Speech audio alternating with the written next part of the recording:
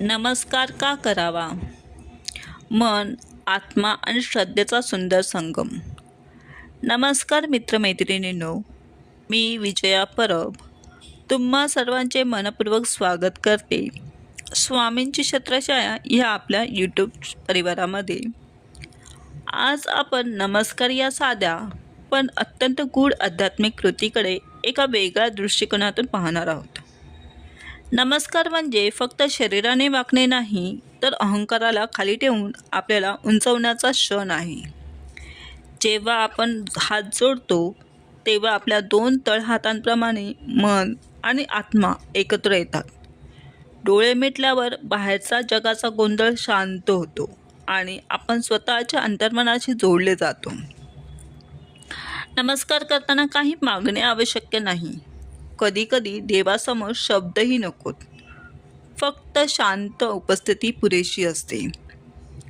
देवा, तू आहेस आणि मी तुझाच आहे. ही भावना जिथे निर्माण होते तिथेच मनाला समाधान मिळते.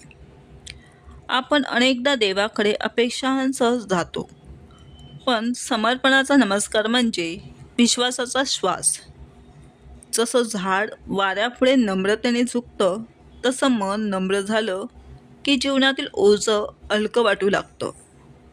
नमस्कार हा स्वतःला रिकामा करण्याचा आणि देवाच्या कृपेने भरून घेण्याचा क्षण आहे.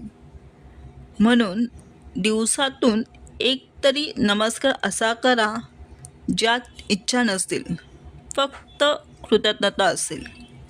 कारण कृतज्ञतेतूनच शांतता जन्माला येते आणि शांततेतून आध्यात्मिक अनुभव.